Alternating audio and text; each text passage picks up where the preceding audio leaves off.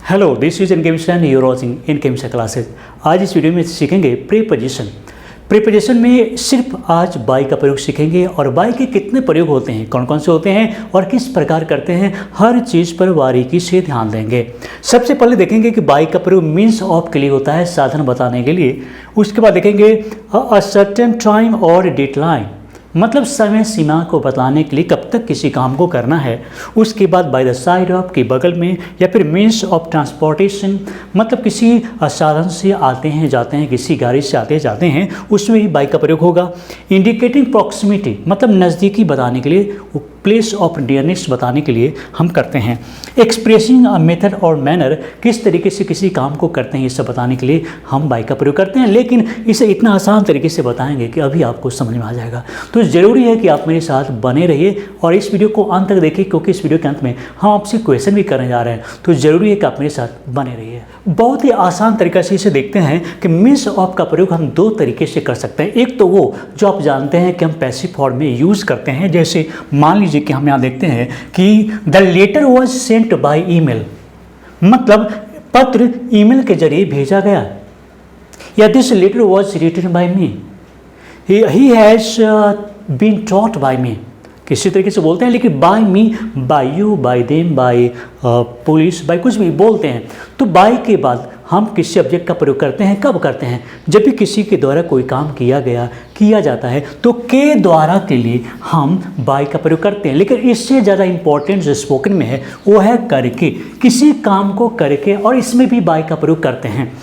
लेकिन करके ये क्या होगा? जैसे मान लीजिए हम लिखते हैं बाय के बाद में वर्ब में हम आईएनजी का प्रयोग करते हैं। बाय के बाद में वर्ब में हम आईएनजी का प्रयोग करते हैं, मतलब जेरंड की तरह यूज करते हैं। जैसे हम यहाँ पर देखेंगे, जैसे he solved the problem by using a calculator. By के बाद देखिए वर्ब में आईएनजी लगा करके इसे नाउन बनाते हैं। तो बाय यूजिंग अ कैलकुलेटर का मतलब किसी काम को करके, जैसे सेंटेंस यहाँ पर देखेंगे कि उसने कैलकुलेटर का उपयोग करके समस्या का हल किया, किसी काम को करके। ये साधन की बात है। ऐसा नहीं कि चाय पी करके वो बाजार चला गया, नाश्ता करके वो स्कूल चला गया, ऐसा नहीं। उसमें दो एक्शन होता है, लेकिन एक के बाद एक होता है, एक के बाद एक बताने के लिए हम उसमें प्रेजेंट पार्टिसिपल का यूज़ करते हैं। लेकिन यहाँ पर एक साधन का बोध हो रहा है, जैसे किसी चीज़ का यूज करके, जैसे bye using a calculator, bye using a calculator. Calculator यहाँ पर साधन है, और करके यानी कि हम साधन का प्रयोग उधर कर रहे हैं। जैसे हम सेंटेंस के जरिए देख सकते हैं एक और, जैसे मैं लिख कर वर्ड याद करता हूँ। वर्ड कैसे याद करता हूँ, तरीका क्या है, साधन क्या है? तो लिख कर याद करता हूँ, तो बाय राइटिंग। उसी तरह बाय कन्विंसिंग, बाय वॉचिंग, इस तरह से यूज कर सकते हैं। बाय का प्रयोग अंतिम समय सीमा के लिए भी होगा, बाय का प्रयोग तक के लिए भी होता है। जैसे यहाँ पर देखेंगे अ सर्टेन टाइम और डेडलाइन, किसी काम को करने का एक निश्चित समय है, और हम जब निश्चित समय देते हैं तो उसमें हम बाय का प्रयोग करेंगे, जैसे तक और अंतिम सीमा के लिए। जैसे हम देखेंगे please submit your assignment, please submit your assignment by Monday का मतलब मंडे तक ही आपको असाइनमेंट को जमा करना है, सबमिट करना है। तो डेडलाइन क्या हो गया? मंडे हो गया। किसी फॉर्म को फिलअप करना है तो उसका भी डेडलाइन होता है कि इस तारीख तक फॉर्म को फिलअप किया जाएगा, करना है। तो वो जो टाइम है, वो जो डेट है, उससे हम डेडलाइन बोलते हैं, और उसमें हम बाय का प्रयोग करेंगे जब एक निश्चित समय सीमा हो कि इस समय सीमा तक आपको उस काम को कर लेना है, तो बाय का प्रयोग करेंगे। जैसे मान लीजिए यहाँ पर लिखते हैं the report must be finished by tomorrow का मतलब है कि रिपोर्ट कल तक तैयार हो जाना चाहिए, पूरी हो जानी चाहिए। टुमारो, बाय मंडे, बाय जनवरी, ऐसा हम बोल सकते हैं। बाय का प्रयोग बगल के लिए भी होता है, जैसे किसी के बगल में, तो bye the side of experience को याद कर लेंगे, और सिर्फ बाय का भी प्रयोग होगा।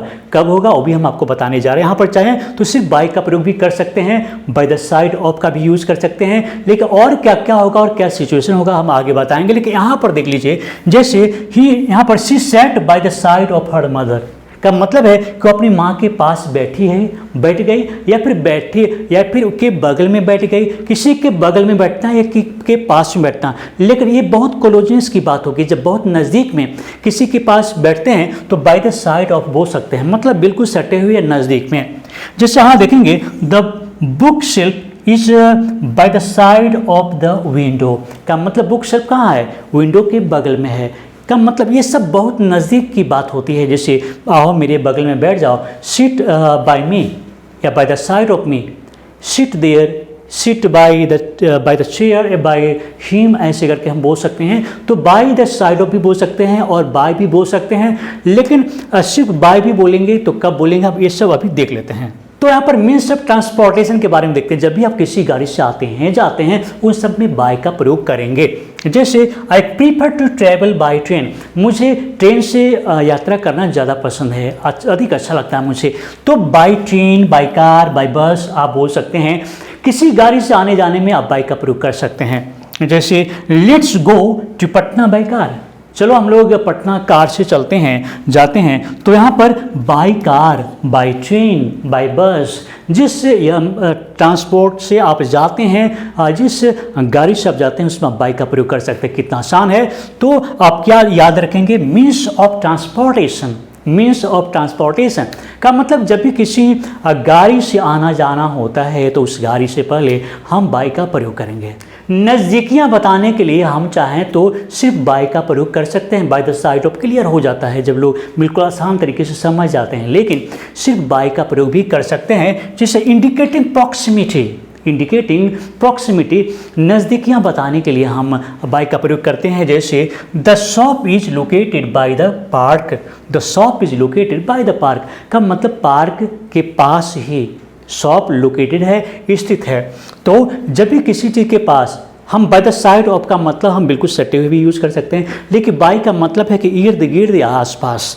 नेक्स्ट है our house is by the river का मतलब रिवर से बिल्कुल सटे हुए नहीं कि रिवर के जस्ट किनारे में मेरा घर है, वैसा नहीं, बल्कि बाय द साइड ऑफ यानी कि उसके पास में है। जैसे our house is by the river का मतलब रिवर के पास में है, बिल्कुल सटे हुए किनारे पर नहीं बल्कि उसके पास में ही है। तो हम बाय का प्रयोग यहाँ पर कर सकते हैं। कोई भी काम होता है लेकिन किस तरीके से होता है, किन किन तरीके से होता है, वो मेथड बताने के लिए, जैसे एक्सप्रेसिंग अ मेथड और मैनर का मतलब तरीका और किस प्रकार से कोई काम हुआ है वो बताने के लिए भी बाय का प्रयोग करेंगे। जैसे the news spread by word of mouth का मतलब क्या हुआ, जब किसी भी मैटर को यानी किसी भी सूज को या कोई न्यूज़ है वो एक व्यक्ति के द्वारा, ये व्यक्ति ने उससे बताया, फिर वो उसे बताया, फिर वो उसे बताया, और ऐसे करके बहुत सारे लोग जानने लगते हैं। तो हम क्या बोलते हैं, बाय वर्ड ऑफ माउथ का मतलब मुँह मुँह फैलना, यानी कि यहाँ पर है समाचार मुंह से मुंह तक फैला का मतलब एक व्यक्ति दूसरे को बताया, दूसरे ने तीसरे को बताया,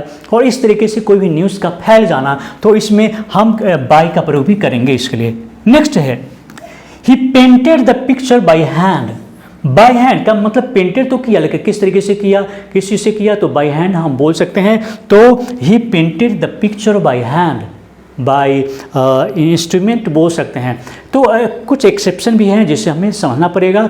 यहाँ पर खासकर देखेंगे कि painted the picture by hand, ये एक प्रकार से मैनर जैसे मान लीजिए हम पेंटेड करते हैं, ऐसे करके पेंटेड करते हैं, पेंट करते हैं, तो बाय हैंड ये तरीका क्या है, तो हैंड से पेंटिंग करने के बाद हम मशीन से भी कर सकते हैं, लेकिन बाय हैंड यहाँ पर हम कर सकते हैं। तो जैसा मैंने आपको बताया कि हम किसी भी काम को करते हैं तो काम का एक सोर्स होता है, उसमें भी बाय का प्रयोग करते हैं। वहीं पर देखेंगे कि वह गाना गाकर पैसा कमाता है, वह गाना गाकर पैसा कमाता है का मतलब पैसा कमाने का जरिया क्या है, किस तरीके से पैसा कमाया जाता है, साधन क्या है पैसा कमाने का, तो गाना गाकर पैसा कमाता है। तो इस कंडीशन में भी बाय का प्रयोग करेंगे। लेकिन इसे इंग्लिश में बोलेंगे कैसे, इसे लिखेंगे कैसे, अभी आप कमेंट कीजिए, एक एक कमेंट को हम पढ़ते हैं, आपके एक एक कमेंट को चेक करते हैं। तो जरूरी है कि हम जब भी आपसे कुछ पूछें तो कमेंट जरूर कीजिए। तो चलिए दोस्तों, इस वीडियो को देखने के लिए, लाइक करने के लिए, इस वीडियो को शेयर करने के लिए, चैनल को सब्सक्राइब करने के लिए आप सभी को बहुत बहुत धन्यवाद।